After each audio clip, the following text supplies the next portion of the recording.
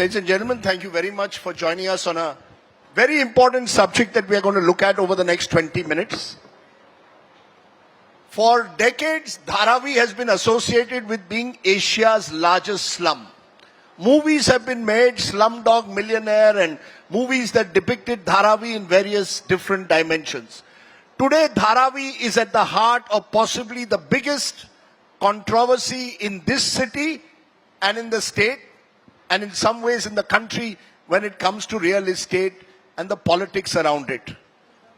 Therefore, we're going to look very closely at that. Joining me now are Rahul Shewale, he's the Shiv Sena MP, and former Shiv Sena MP, but someone who was the MP from the area where Dharavi comes. Varsha Gaikwad is the Congress MP from Mumbai, was MLA in Dharavi, and is one of the young faces of the Congress in the city and the state. And Rajendra Korde is someone who's going to give us a perspective from an activist and someone who's been involved in the entire Dharavi agitation. First, I want to start with you, Varsha Gaikwad. Gautam Adani has got the contract to redevelop Dharavi. लेकिन Congress party and opposition is saying कि ये सबसे बड़ा scam है, हम ये नहीं होने देंगे. 20 साल से ये चल रहा है, उससे भी ज्यादा कि धारावी को रीडेवलप करना है. आपको क्या लगता है, जो टेंडर दिया गया, आप किस वजह से इतना गुस्सा है आपको कि आप इतनी बड़ी एजिटेशन ले रही है कि धारावी को हम अडानी के हाथ में नहीं देने? सबका तो पहले मैं यहाँ पे धन्यवाद व्यक्त करना चाहूंगी. राजदीप, आपका भी बहुत धन्यवाद. और आपने जो सवाल पूछा कि आप अपोज क्यों कर रही है, हम धारावी डेवलपमेंट को अपोज नहीं कर रहे हैं. मुझे तो सबसे पहला ये धारावी रिडेवलप प्रोजेक्ट अडानी के नाम पे चल रहा है, इसको हमें ऑब्जेक्शन है. ये अडानी विनाश प्रोजेक्ट है, ऐसा हमारा कहना है. क्योंकि अडानी को जिस तरह इसके टेंडर दिए गए, जिस तरह से टीडीआर पॉलिसी बनाई गई, जिस तरह से डीसी रूल के में बदलाव हुए, उसके माध्यम से बेसिकली ये डेवलपमेंट जो है वो धारावी के सेंट्रिक होना चाहिए, धारावी के लोगों के सेंट्रिक होना चाहिए. पहले तो मैं बहुत सारे लोगों को बताना चाहती हूँ कि धारावी एक ऐसी जगह है जहाँ पे आपको पता है कि बहुत सारे आइलैंड में से वो एक ऐसा आइलैंड है जहाँ पे लगभग, आपको मैं कहना चाहती हूँ कि हर स्टेट का आदमी वहाँ पे रहता है, मेहनत मजदूरी करता है. और धारावी को जो धारावी बनाया है वो धारावी के लोगों ने बनाया है.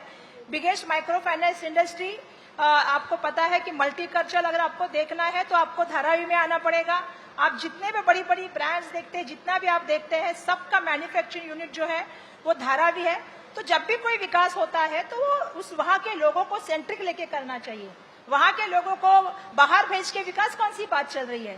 धारावी का जो टेंडर डॉक्यूमेंट मैनिपुलेट किया गया, जिसमें कंडीशन डाइल्यूट की गई, और जो टेंडर फ्लोट हुआ उसमें 7 लाख लोगों को धारावी से बाहर भेजने की बात हो रही है.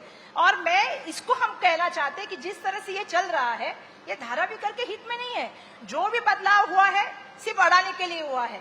जो भी पॉलिसी बनी है, जिसमें मेरे पास तो बहुत सारा मटेरियल है, मैं आपको बताना. नहीं, आप इस वजह से आपको गुस्सा है कि टेंडर कंडीशंस बदले गए, या गौतम अडानी को एक तरह से कांग्रेस पार्टी ने कहा है कि गौतम अडानी इन्वॉल्व है इसलिए हम इसका विरोध करेंगे? देखिए, पहले तो टेंडर बदली हुए मुंबई और महाराष्ट्र के. मैं ये भी कहना चाहूंगी धारावी के नाम पे मुंबई को भी अभी कहीं ना कहीं एक बहुत बड़ा वर्ल्ड का लैंड स्कैम कहीं है.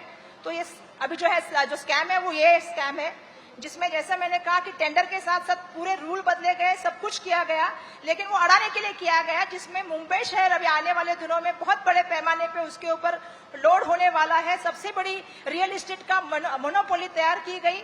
उनको मुंबई का बादशाह बनाने का एक सपना बना गया, और उनके लिए टेंडर, उनके लिए पॉलिसी. इसमें धारावी करके लोगों के लिए क्या फायदा बना गया है? धारावी को सेंट्रिक लग के क्या हुआ है? 7 लाख लोगों को आप धारावी से बाहर भेजने की बात करते हैं. धारावी को लोगों को स्क्वीज करके एक जमीन के अंदर बिठाने की बात करते हैं. धारावी की माइक्रो फाइनेंस इंडस्ट्री जो देश को 100 करोड़ रुपया साल का देती है, उसके बारे में कोई बात नहीं होती है. कोई भी प्रोजेक्ट होता है राजदीप जी, तो आपको पता है कंसेंट लिया जाता है. लोगों का कंसेंट भी नहीं लिया जा रहा है, ना 50% लोगों का कंसेंट लिया जा रहा है. जिस तरह से सर्वे के लिए बड़े पैमाने पे, चाहे वो गुंडे हो, चाहे वो पुलिस यंत्रणा हो, हम देख रहे हैं. क्योंकि मेरे साथ राजू कोडी जी, उनको भी मालूम है, जो भी सर्वे को, अभी मैं वही कहना चाहती हूँ, पूरा इस्तेमाल चल रहा है कि ये अडानी का प्रोजेक्ट कैसे हो. और 550 एकर्स में धारावी के लैंड है राजदीप जी, और उसके बदले में कितनी लैंड मिली है उनको? 1500 एकड़ से भी ज्यादा लैंड मिली है धारावी के नाम पे। हमारे लोगों को वही बसना चाहिए। देखिए, हमें हमारे लोगों से प्यार है, लोगों की हमें जो है वो डेवलपमेंट से प्यार है, लेकिन अडानी को ना लोगों से प्यार है, ना वहां के जो है लोगों को घर देने में इंटरेस्ट है। उनका इंटरेस्ट तो सबसे बड़ा अगर कई चीज में है तो वो लैंड में इंटरेस्ट है। उनको एक्सटेंशन ऑफ बीकेसी बनाना है और हमको धारावी डेवलपमेंट करना है। ओके, तो आप कह रहे हैं जो भी डेवलपमेंट होना चाहिए वो धारावी सेंट्रिक लोगों को साथ लेकर है। 100%। ये रियल इस्टेट डील की गई है। राहुल शेवाड़े, जिस तरह से टेंडर राइट बदले गए, the tender rights were change to ensure that not only does Gautam Adani, according to the critics, get the land, but he gets what is the real gold of Mumbai, transfer development rights. He will effectively have transfer development rights in a way that any future developer will have to come to Gautam Adani to get the TDR to build anywhere in Mumbai. So it's not just about Dharavi, it is about the TDR, which you have given Gautam Adani as a benefit for taking up this project. सबसे पहले मैं बताना चाहता हूं कि धारावी के बारे में जो मिसअंडरस्टैंडिंग हो रही है, वर्षाताई ने भी जो बताया, लास्ट कितने सालों से ये इलेक्शन का एजेंडा इनका रहता है कि धारावी के लोगों में एक डर पैदा करके वोटिंग लेना। आदरणीय एकनाथ गायकवाड़ साहब 1985 से धारावी को रिप्रेजेंट कर रहे हैं। 40 साल से गायकवाड़ फैमिली वहां पर रिप्रेजेंट कर रही है और हर बार इलेक्शन के पहले सेम इश्यू रेज करके लोगों में डर पैदा करके वोटिंग लेने का काम कांग्रेस की तरफ से होता है। जो आपने क्वेश्चन रेज किया टेंडर कंडीशन के बारे में, जब भी देवेंद्र फडणवीस चीफ मिनिस्टर थे तभी ग्लोबल टेंडर निकाला था। वो टेंडर कैंसिल करने का प्रपोजल उद्धव साहब जब भी चीफ मिनिस्टर थे तभी कैबिनेट के सामने आया और वो कैंसिल करके रीटेंडर करने का कैबिनेट के सामने प्रपोजल आया। जो रीटेंडर करने के जो कंडीशंस थे इन्होंने अप्रूवल किए, तभी मैडम तभी कैबिनेट मिनिस्टर थी और इन्होंने जो टर्म्स कंडीशन किए तभी उस terms condition through tender invite किया गया। और टेंडर एक मिनट TDR के बारे में बताता सर, एक मिनट, ये आपको सही बताना पड़ेगा कि जब टेंडरिंग की गई, नया टेंडर आया, एक तरह से जो नया रूल आया जिसमें से TDR, transfer development rights, you are saying any future developer in Mumbai will now have to take the land from Gautam Adani at a price that Gautam Adani decides. ऐसे नहीं है, उसमें कंडीशन TDR की डाली इसके लिए क्योंकि ये स्पेशल प्रोजेक्ट व्हीकल है और स्पेशल प्रोजेक्ट व्हीकल्स में सबसे पहले मैंने ये क्लियर करना चाहता हूं कि अदानी का प्रोजेक्ट नहीं, ये महाराष्ट्र स्टेट गवर्नमेंट का प्रोजेक्ट है और महाराष्ट्र स्टेट गवर्नमेंट ने कंपनी फॉर्म की है स्पेशल प्रोजेक्ट व्हीकल थ्रू और उस कंपनी के 6 डायरेक्टर होते हैं। उसमें 4 directors from Adani company and 2 directors from Maharashtra government. Mumbai municipal corporation and Dharavi के जो सीईओ है वो उसमें डायरेक्टर है। उस कंपनी के चेयरमैन श्रीनिवासन जो महाराष्ट्र गवर्नमेंट के रिप्रेजेंटेटिव है वो चेयरमैन है और वो पूरा प्रोसीजर करते हैं। TDR के बारे में क्लॉज इसके लिए डाला कि जो कंपनी अगर इन्वेस्ट करती है तो उनको रिटर्न्स चाहिए, जो एक रेवेन्यू मॉडल है और ऑल ओवर अगर आप देखेंगे स्लम के अगेंस्ट TDR मिलता है। इस 2006 के पहले जितने भी स्लम डेवलपमेंट के जो प्रोजेक्ट हुए उसके अगेंस्ट उनको TDR मिला है। 40% कैप इसके लिए लगाई है। इसके पहले NTC को महाराष्ट्र गवर्नमेंट ने TDR दिया था। NTC को महाराष्ट्र गवर्नमेंट ने TDR दिया था 1200 का और NTC जब भी मार्केट में बेचने की गई, वो TDR बेचने गए तो उनको 600 करोड़ ही उसके रिटर्न मिल रहे थे। तो NTC के अकाउंट डिपार्टमेंट ने महाराष्ट्र गवर्नमेंट के ऊपर केस की कि ये आपने गलत TDR की कॉस्टिंग की। तो सेम प्रॉब्लम अदानी को भी in future, suppose Adani 10,000 crore investment करते हैं तो उनको उसके अगेंस्ट 10,000 के TDR देंगे और मार्केट में अगर बेचने को अगर जाएंगे, अगर उनको 5,000 उनसे रेवेन्यू से जनरेट होगा तो उनका रेवेन्यू लॉस है। उसके लिए एक 40% की कैप उसमें रखी है। ये जो इश्यू बनाया जा रहा है, एक रियल इस्टेट में एक लॉबी है TDR की, वो TDR की लॉबी एक पूरी मिसअंडरस्टैंडिंग पूरा कर रही है।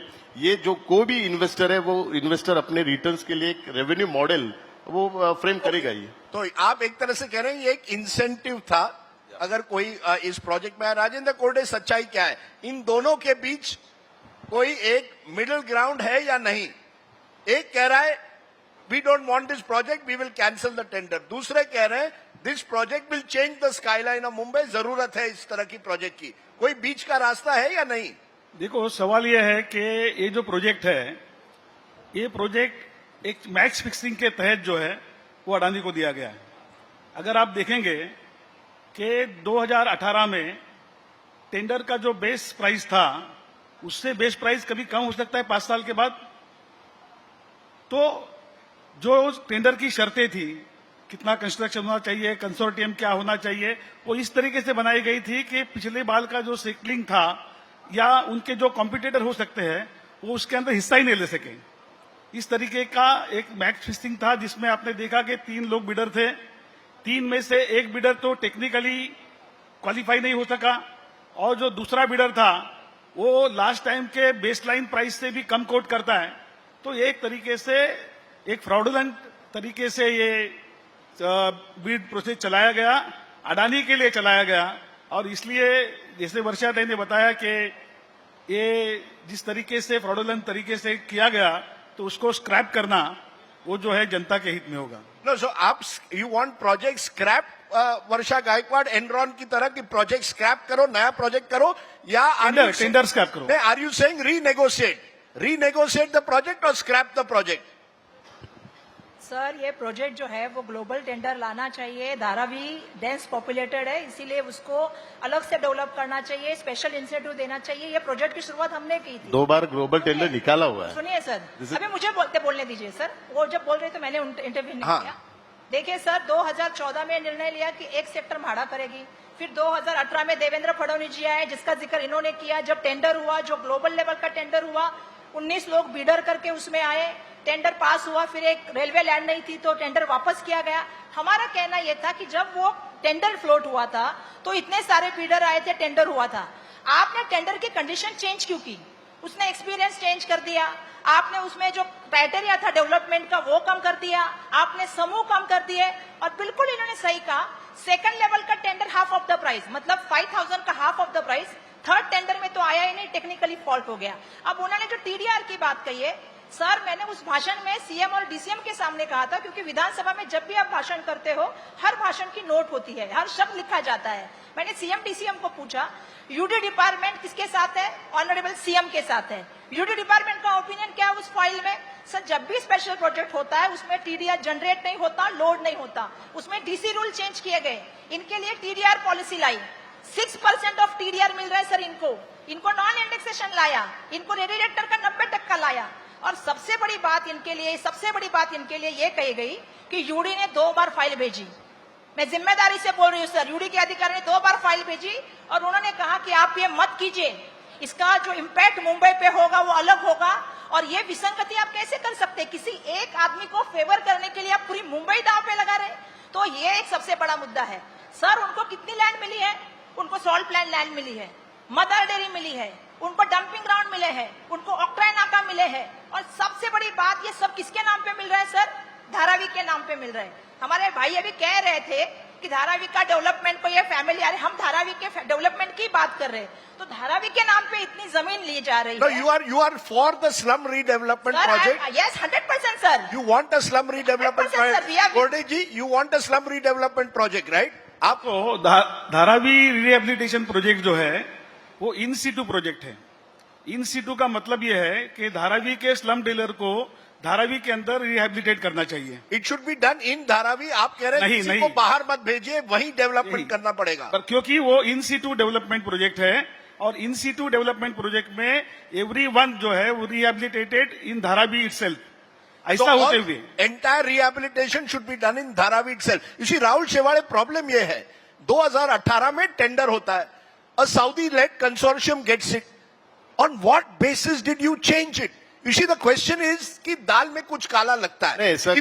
If you look at the tender document, it was clearly done in a matter that the original company which got the tender was forced out so that someone else comes in. अब उसको तो आपको जनता के सामने, धारावी के सामने करना, और धारावी के लोग इसको अपोज कर रहे हैं, केवल वर्षा गायकवाड़ नहीं कर रही। नहीं, आप धारावी के लोग अपोज नहीं कर रहे हैं। लास्ट 40 इयर्स से धारावी के लोगों ने इनको देखा है, इन्होंने धारावी को रिप्रेजेंट किया हुआ है। इनके पिताजी ने किया, इन्होंने किया। हेल्थ मिनिस्टर थे, ये एजुकेशन मिनिस्टर थे। 40 साल से धारावी डेवलप नहीं कर रहे और बार बार वही इश्यू निकाल के धारावी के लोगों को डेवलपमेंट से दूर कर रहे हैं। 2018 के टेंडर के बारे में बताता हूँ। 2018 के टेंडर में कुछ Rahul ji, why did you cancel the tender? Why did you cancel the tender? मैं रीजन बताता हूँ। 2018 के जो टेंडर में थे, जो धारावी के जो लोगों का एक डिमांड थी कि धारावी को डेवलप होते हुए वो ट्रांजिट में उनको शिफ्ट नहीं किया जाए, ये उनका विरोध था। तो एक एक्स्ट्रा लैंड की जरूरत थी, तो रेलवे ने 60 एकर्स एक्स्ट्रा लैंड देने के लिए फाइनलाइज किया, और वो लैंड एक्विजिशन और हैंडओवर की प्रोसीजर के लिए वो क्लॉज पहले जो 2018 का जो टेंडर था उसमें नहीं था। ये सब इश्यूज ऑलरेडी अटॉर्नी जनरल से लेके सबसे एक सब कमेटी फॉर्म हुई, और ऑलरेडी ये कोर्ट में इश्यू चालू है। कोर्ट में भी अभी तक इसके बारे में कुछ क्लियरिटी मिली नहीं। सब पूरी ट्रांसपेरेंसी रख के ही पूरे 2018 का जो भी डिसीजन लिया हुआ है, और वो इनके कैबिनेट के सामने था। मैडम कैबिनेट मिनिस्टर थी, इनके कैबिनेट ने वो कैंसिल किया हुआ है, इनके कैबिनेट ने, और इनके कैबिनेट ने डिसीजन लिया कि रीटेंडर करने का। इनके कैबिनेट ने गाइडलाइन बनाई रीटेंडर की पूरी। सर इन्होंने तो मैडम इन्होंने रीटेंडर किया, बट नए कंडीशंस जो लगे वो आपने करवाए। नहीं, नई कंडीशन सर सच बोलिए, सर सच बोलिए, सच के सिवाय कुछ मत सच है ना। आपने कैंसिल किया उन्होंने कैंसिल किया टेंडर, मैं मानता हूं, लेकिन कंडीशंस आपने बदल दिए, and the devil is in the detail. Conditions जिस तरह बदलने से के आपने पूरे- कंडीशंस बदले, 1 पर्सन बेनिफिटेड। नो, ये ग्लोबल टेंडर था, ओपन टेंडर था, सबको अपॉर्चुनिटी थी, और लास्ट 40 ईयर से सब रीटेंडर करते जा रहे हैं, सभी को अपॉर्चुनिटी थी। यू नो दैट अभी केवल केवल सवाल ये उठता है वर्षा गायकवाड, राजेंद्र और कोटे। सुनो, मैं अदानी को विरोध करना है। 20-25 साल से मैं सुन रहा हूँ, विलासराव देशमुख के टाइम से सुन रहा हूँ कि Dharavi must be redeveloped, we need a major slum redevelopment. We are in 2024, Dharavi के लोगों को भी रीडेवलपमेंट चाहिए। Somewhere you are going to have to find some solution. आप सोल्यूशन कहां दे रही हैं? देखिए, पहली बात जो है कि ये पहला प्रोजेक्ट ऐसा है कि जिस प्रोजेक्ट में लोगों ने कोई भी डिमांड नहीं किया है, फिर भी मतलब ऊपर के जो मेजनिन फ्लोर्स है उनको गिना जा रहा है, और धारावी के जो नंबर्स है उसको बढ़ाया जा रहा है, और उसके नाम पर वो मुंबई में कौन सी जमीन ले रहे हैं। 18 एकड़ जो है मुलुंड के ऑक्ट्राई की जमीन ले रहे हैं, उसके बाद 46 एकड़ जो है मुलुंड का जो डंपिंग है उसकी जमीन ले रहे हैं, उसके बाद में आपने देखा कि मदर डेयरी की जमीन वो ले रहे हैं, वो शिवाजी नगर की जमीन ले रहे हैं। कुल मिला के 1,500 एकड़ जमीन जो है वो सॉल्ट पैन की जमीन ले रहे हैं। You are calling it a land scam. It's not about Dharavi redevelopment, but बताओ टेक्निकली उसका। हाँ, टेक्निकली धारावी के जो एग्जिस्टिंग लैंड है वो 600 एकर्स है, उसमें 300 एकर्स लैंड रिजर्व है, डीपी रिजर्वेशन है उसमें, और 300 लैंड फिजिबल है जहां पे रिडेवलपमेंट करना है। तो जो एग्जिस्टिंग जो अभी बोल रहे सर्वे चल रहा है, जो पुराना सर्वे हुआ उनमें ओनली 60,000 जो स्ट्रक्चर्स है उसको क्वालिफाई किया हुआ है। नाउ अभी जो एग्जिस्टिंग वहां पे फिजिकल वहां पे सर्वे किया जाए तो 2 लाख के ऊपर वहां पे स्ट्रक्चर्स है वहां पे, तो वो सर्वे के विदाउट सर्वे वहां पे आपको feasibility. there are Varsha, it's not easy. There are legal residents in Dharavi, there are illegal residents. It's not an easy challenge for anyone. Gautam Adani in that sense has also taken a big risk. आपको मानना पड़ेगा, if I'm an entrepreneur, I have taken a big risk by saying I will redevelop Dharavi. मेरा सवाल आपसे फिर से वो है, क्या आप मुझे कह रही है कोई मिडिल ग्राउंड नहीं है? जो विलासराव देशमुख के टाइम से 20 साल से चल रहा है, कहीं ना कहीं वे आउट तो होगा। सर बिल्कुल वे आउट है, लेकिन वे आउट का मतलब ये नहीं है कि एक आदमी के लिए पॉलिसी बदली जा रही है। आपने जो कहा कि अडानी रिस्क ले रहे हैं, मुझे इस बात से ऑब्जेक्शन है। क्यों ऑब्जेक्शन है सर? क्योंकि उनके लिए सब पॉलिसी बनाई जा रही है। इन सीटों प्रोजेक्ट है, धारावी का एक आदमी का 1 इंच का भी एरिया नहीं बढ़ाया गया। धारावी को स्क्वीज करके एक सेक्टर में करने की बात चल रही है। उनका नुकसान कहाँ हो रहा है सर? उनके लिए डीसी रूल बन रहे हैं, उनके लिए पॉलिसी बन रहे हैं। सर मैं आपको बताना चाहती हूँ, मैंने गवर्नमेंट के सामने प्रोजेक्ट रखा, उसका एक क्या अल्टरनेटिव हो सकता है ये भी रखा। आपको पता नहीं है कि हाईकोर्ट के माध्यम से एक प्रीमियम, हमारा जो एक लॉ है उसके माध्यम से डीसी रूल में है कि एक टैक्स जमा किया गया है, और वो टैक्स धारावी के नाम पे जमा कर दिया गया 3 साल से। वो 3,000 करोड़ रुपया है। अगर 7 साल की डेवलपमेंट है तो उसमें पैसा आके वो डेवलप हो सकता है। दूसरा हमने बताया कि आप 5 जो है एफएसआई दे के डेवलप कर सकते हैं। अगर आप 5 एफएसआई में डेवलप करते तो अडानी को 10 का एफएसआई क्यों दिया जा रहा है?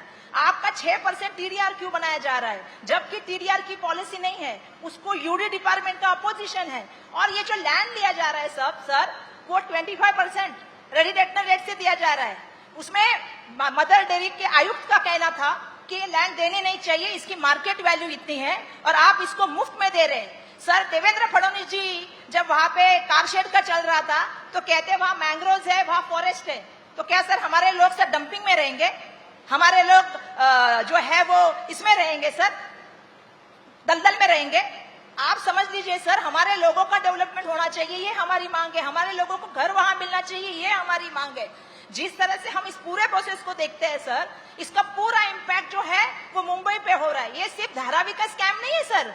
मैंने पहले कहा कि रियल एस्टेट का बिगेस्ट स्कैम है, जिसमें मुंबई को लगाया गया है, मुंबई की सभी जमीनों को इसमें लाया गया है। इसके ऊपर भी हम सबको सोचना पड़ेगा। Okay. सबसे बड़ी बात है, हर बिल्डर को जो हमारा एसपीवी है धारावी का, अब इन्होंने कहा कि धारावी जो है वो हमारी जो प्रोजेक्ट है वो गवर्नमेंट की है। सर हमने 2000 में ये प्रोजेक्ट गवर्नमेंट को ही दिया था, हमने भरोसा गवर्नमेंट पे किया था। लेकिन सवाल इसमें यह है, जो कंपनी फॉर्म हुई है Dharavi development private limited company, उसमें 80% शेयर अडानी के है, 20% शेयर गवर्नमेंट के है। हम अडानी के भविष्य तो नहीं दे सकते ना सर। हिंडनबर्ग रिपोर्ट के बाद हम उसके ऊपर कैसे भरोसा करें? आप ही बताइए। तो आप कह रही हैं जो भी हो, जो भी समाधान हो धारावी का, उसमें धारावी के जनता का हाथ होना पड़ेगा, उनका एक शेयर होना पड़ेगा, और उनके कंसल्टेशन के बिना या राय के बिना कुछ नहीं हो सकता। सर हम पे पुलिस का प्रेशर है, गुंडों का इस्तेमाल हो रहा है, जाति इक्वेशन खराब करने की बातें चल रही है। पूछिए इनसे भी, ये तो डेवलपमेंट नहीं है ना। डेवलपमेंट किसके लिए हो रहा है? सुबह 5 बजे भूमि पूजन होता है सर। आप मुझे बताइए, 5000 करोड़ के प्रोजेक्ट का भूमि पूजन, भूमि पूजन हुआ ही नहीं अभी तक। अरे तो फिर प्रेस नोट कैसे निकली? नहीं, कुछ भूमि पूजन हुआ ही नहीं। प्रेस नोट कैसे निकली? वो एक रेलवे सर, बिल्डिंग जो का भी- उनका रिपेयरिंग का काम था, उसका जो भी काम। प्रेस नोट निकलती है, हमें अपेक्षा किससे है? गवर्नमेंट का प्रोजेक्ट है, गवर्नमेंट की तरफ से अभी तक प्रेस नोट निकाली अभी गई ये है। भी इधर है, मैं भी इधर हूँ, धारावी वालों से पूछिए। जो भी प्रेस निकलती है प्राइवेट लिमिटेड कंपनी की तरफ से निकलती है। जो अभी सर्वे का सवाल इन्होंने पूछा, मुझे मालूम करना है कि कितने % सर्वे हुआ है, बराबर है? हमको मालूम करना है कितना % सर्वे हुआ है। और धारावी की जनता ने लोकसभा में दिखा दिया सर। वो तो मैं ये तो बराबर वो बोल रही हूँ। सबको गुमराह करके मिसअंडरस्टैंडिंग। नहीं, गुमराह करने की बात नहीं है सर। को डरा के। ये End of the मैंने day- विधानसभा में end of बोला the है, day- विधानसभा Madam, में बोला है। वर्षा जी, हाँ, वर्षा जी, क्या end of the day Rahul Shewade, हम मानते हैं कि धारावी की जनता को साथ लेकर जो भी निर्णय, अडानी हो या कोई भी हो, जनता के बगैर आप अगर इस तरह का प्रोजेक्ट करें तो इसका विरोध लोग करेंगे। ये असलियत है, ये आप मानते हैं कि नहीं? ये सबसे बड़ी एक तरह से गलती हुई है। नहीं, मैं ये मानता हूँ, मेरा जन्म ही धारावी का है और इसीलिए मेरा ही मैं- ड्रीम प्रोजेक्ट है। और विदाउट जनता को कॉन्फिडेंस लेके ये प्रोजेक्ट हो ही नहीं सकता। ये जनता का ही प्रोजेक्ट है और जनता के लिए ही है। और महाराष्ट्र गवर्नमेंट पूरे सबको कॉन्फिडेंस में लेके, सभी कम्युनिटी को, सभी रिलीजियस को साथ में लेके ये प्रोजेक्ट करेगा। केवल मिसअंडरस्टैंडिंग करके अदानी के बारे में, यहाँ मैडम के कॉन्स्टिट्यूंसी में भारत नगर में अदानी का प्रोजेक्ट चालू है, बहुत सारे रीडेवलपमेंट के प्रोजेक्ट चालू है, तो वहां पे कोई अदानी के प्रोजेक्ट को विरोध नहीं कर रहे। वर्षा। इलेक्ट्रिसिटी नहीं, अदानी सप्लाई ये- कर रही ये भी है, मुझे एयरपोर्ट अदानी का अदानी के ये भी पास मुझे बोलना है, है। मुंबई में कितने इन्होंने- सारे प्रोजेक्ट इन्होंने चालू राजदीप जी है, वहां पे उसमें- विरोध नहीं कर रहे, केवल धारावी में विरोध कर रहे हैं। सुनिए राजदीप जी, मैं एयरपोर्ट पे भी विरोध कर रही हूँ, मैं भारत नगर में भी विरोध कर रही हूँ, मैं MSRDC की लैंड पे भी विरोध कर रही हूँ, अभी मैंने मैं बोला काला इसके लिए चौकी कर में रहे भी हैं। विरोध कर रही हूँ, मैं मोतीलाल नगर में भी विरोध कर रही हूँ। आप क्या उसको मुंबई का बादशाह बनाना चाहते हैं? और कौन सी हम क्यों किसी बनाना को चाहते हैं? बादशाह नहीं सर, बनाने चाह रहे। इन्होंने- ये महाराष्ट्र सर, गवर्नमेंट का सुनिए, प्रोजेक्ट सुनिए है, सर, ये इन्होंने- महाराष्ट्र गवर्नमेंट का प्रोजेक्ट है और नहीं, महाराष्ट्र एक- गवर्नमेंट का एक- कमिटमेंट है, वो पूरा करेगा। सर सुनिए सर, इन्होंने मुझ पे पर्सनल तब आरोप किए कि पर्सनल वर्षा नहीं, गायकवाड़ आप के घर केवल पे आप अदानी के ऊपर भी इलेक्ट्रिसिटी पर्सनल अडानी जा रहे हैं ना। जाती है। आप वर्षा अदानी के ऊपर गायकवाड़ के पर्सनल जो मत जाती जाइए, है, ये वो गवर्नमेंट एयरपोर्ट का अडानी प्रोजेक्ट का है। ये सेंट्रल गवर्नमेंट इनकी है ना। एज ए मिनिस्टर पहले अडानी गवर्नमेंट को को बाहर रिप्रेजेंट निकालिए, किया हमको था, तो कोई हमारे तो महाराष्ट्र टीवी के गवर्नमेंट का एयरपोर्ट प्रोजेक्ट है आपने ये। बिठाया अडानी को, आप हमने भूल गए नहीं महाराष्ट्र बिठाया। गवर्नमेंट का प्रोजेक्ट अरे है। आपने एयरपोर्ट जब दिए सर, आप एक कैबिनेट एयरपोर्ट की मिनिस्टर पॉलिसी थी, थी, आपको 6 पता नहीं एयरपोर्ट टेंडर थे। कैसा Okay. निकला। Varsha Gaikwad, Rahul Shewale, Rajendra Korde. Now you understand why Now you Dharavi. understood sir. Sir, ma'am, fact is, Dharavi continues to divide public opinion strongly. The people of Dharavi certainly seem very angry at the moment. They've given an election verdict, but this goes beyond election verdict. Will it make business sense or not?